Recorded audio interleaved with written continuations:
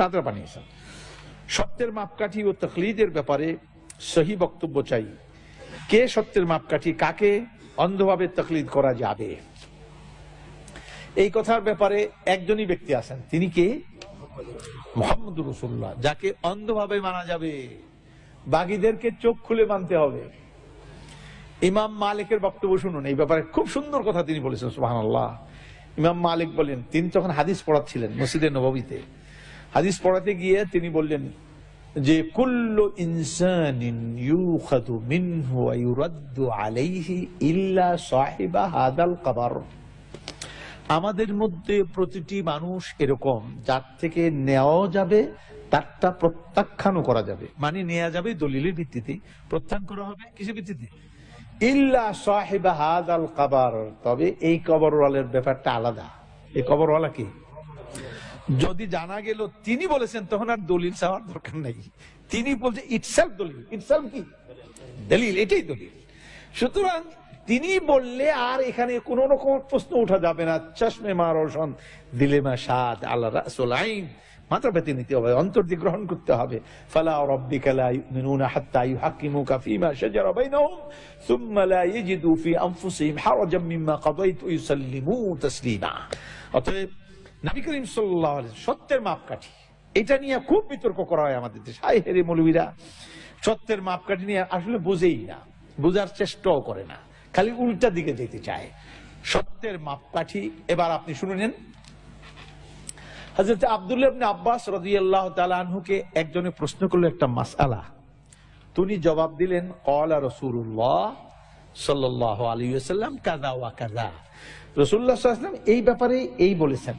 লোকটাকে জবাব দিয়ে দিলেন। ওই লোকটি আবার পাল্টা বলল, কি বলল? আপনি বলছেন রাসূলুল্লাহ এই কথা বলছেন, তো আবু বকর ওমর তো এই ব্যাপারে এরকম বলেন না, এর বিপরীত এইটা বলেছেন। এই কথা বলার সাথে সাথে হযরত ইবনে আব্বাস বললেন, আমি দেখতে পাচ্ছি আসমান থেকে এক্ষুনি তোমার উপরে পাথর পড়লো বলে, এই যে পড়ে, এই পড়লো বলে তোমার মাথার উপরে পড়লো পাথর। আমি কইলাম রাসূলুল্লাহ বলছেন, এরপরে তুমি আবু বকর ওমরের রেফারেন্স দিতে সাহস করলে কেমনে? তুমি কেমনে দুঃসাহস দেখাইলে যে তার কথা মোকাবিলায় বললে আবু বকর ওমর বলছে? তার মানে হচ্ছে আবু বকর ওমরের কাছে রাসূলুল্লাহ সাল্লাল্লাহু আলাইহি ওয়াসাল্লামের কথাটা পৌঁছে নাই। সুতরাং ইজতিহাদ করে ওনারা এই কথাটা বলেছেন। ওনার কাছে এই রায়টা জানেন না ওনারা, কিন্তু কার কাছে জানা আছে? হযরতে ইবনে আব্বাসের কাছে জানা আছে বলে তিনি ইজতিহাদে না গিয়ে কি করছেন? রাসূলুল্লাহ সাল্লাল্লাহু আলাইহি ওয়াসাল্লামের কথা বলেছেন। এখন কাবা শরীফের মধ্যে ঢোকার পরে কিবলা তালাশ করণটা জায়েজ নেই, জায়েজ হবে? যদি আপনি মনে করেন যে যদি কোন দিকে কিবলা কোন দিকে, তাহলে তো কাবাও ছিলেন না, কিবলাও ছিলেন না। আলহামদুলিল্লাহ আমি কাবা শরীফে ঢুকছি, তো কাবা শরীফ ঢুকার পরে এখন তো কিবলা চারপাশে আমার ঘেরাও করছে। এখন খালি যেদিকে পারছি দূরে কাত দূরে কাত দূরে কাত দূরে কাত খালি মারতেছে ঘুরে ঘুরে, কারণ এখন কিবলা যেদিকে ইচ্ছা সেদিকে কিবলা, কিবলার মধ্যে ঢুকে পড়ছি। তো এখন নবী করিম সাল্লাল্লাহু আলাইহি ওয়াসাল্লামের কথা যখন জানা গেল তার মতেই, এরপরে আবার কিবলা তালাশ করা, আবু বকর ওমর বলছে এই কথা কইতে সাহস করলা কেমনে তুমি? তাহলে অন্ধভাবে কাকে মানতে হবে? এবং ওমর রাদিয়াল্লাহু তাআলা আনহু যে বললেন, তিনি যে বললেন তাকে মাপকাঠি বানাবেন না আপনারা। ওই মৌলবীরা কয় যে সাহাবায়ে কেরাম মাপকাঠি, তো ঠিক আছে সাহাবায়ে কেরাম মাপকাঠি। ওমর রাদিয়াল্লাহু তাআলা আনহুকে যখন ও মহিলা চ্যালেঞ্জ করলো, কিভাবে মাপকাঠিতে চ্যালেঞ্জ করা যায়? মহিলা কিভাবে বললো যে আপনি তো কইলেন এই কথা দেনমোহর কম করতে, কিন্তু আল্লাহ কয় এটা, আপনি এটা কি কইলেন? হযরত ওমর কি নিজের কথা স্ট্রিক করলেন না কোথায় চলে গেলেন? তিনি চলে গেলেন যে না আমি ভুল করেছি, ঠিক করেছে। যে ভুল করেছে মাপকাঠি হতে পারে? যে ভুল করে মাপকাঠি হয়? মাপকাঠি হয় না।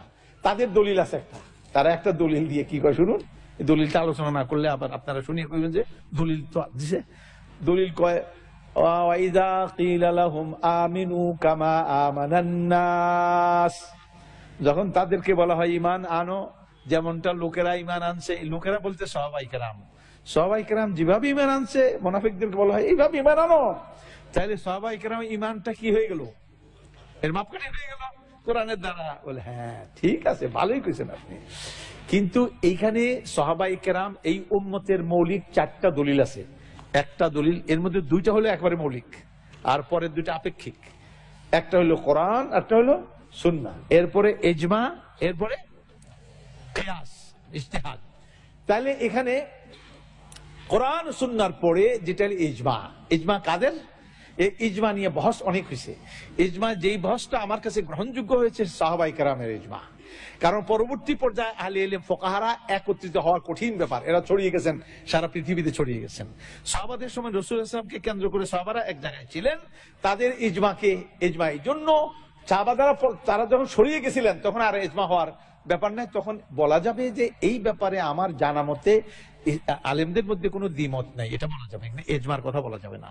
এই মতটা আমার কাছে গ্রহণযোগ্য। তো ইজমায়ে সাহাবা, তাহলে এখানে সাহাবাদের ইজতিমাই ব্যাপারটাকে বলা হয়েছে, ওয়াইদা কিলা লাহুম আমিনু কামা আমানান নাস। তো সাহাবাদের ইজতিমাই ব্যাপারের কথা বলা হয়েছে, এটা আমরা দলিল হিসাবে মানি, সেটা হলো ইজমা। সেটা কি? কিন্তু ব্যক্তি সাহাবা তিনি মাপকাঠি হতে পারেন না, চক্ষু বন্ধ করে তাকে মানা যাবে না। তারা সাহাবারও একজন আরেকজনকে এভাবে মানেননি, পরবর্তী পর্যায়ে তারা চক্ষু বন্ধ করে মানেননি। অতএব এই আয়াতের তারা ভুল ব্যাখ্যা করছে। আসল ব্যাখ্যা যেটা আমি বললাম, এটা ইজমাই ফায়সালা, এই ফায়সালার ব্যাপারে এটা ইজতিমার কথা বলা হয়েছে, কামা আমানান নাস। ঠিক আছে, আলহামদুলিল্লাহ। তারপরে তাকলিদের ব্যাপার, আর বাকি তাকলিদ গুলো যেটা আপনারা করবেন, চক্ষু খুলি তাকলিদ করতে হবে, চক্ষু বন্ধ করে নয়। আমরা আলহামদুলিল্লাহ আমরা তাকলিদ করি, কিন্তু তাকলিদ করি কিভাবে?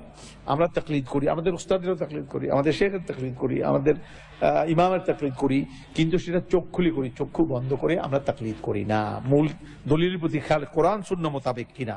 কিন্তু বললেই এটা আমরা করে ফেলবো এমন কোনো কথা নয়। হযরত আলী রাদিয়াল্লাহু তাআলা একটা সুন্দর বক্তব্য শুনে নেন, কত সুন্দর বলেছেন।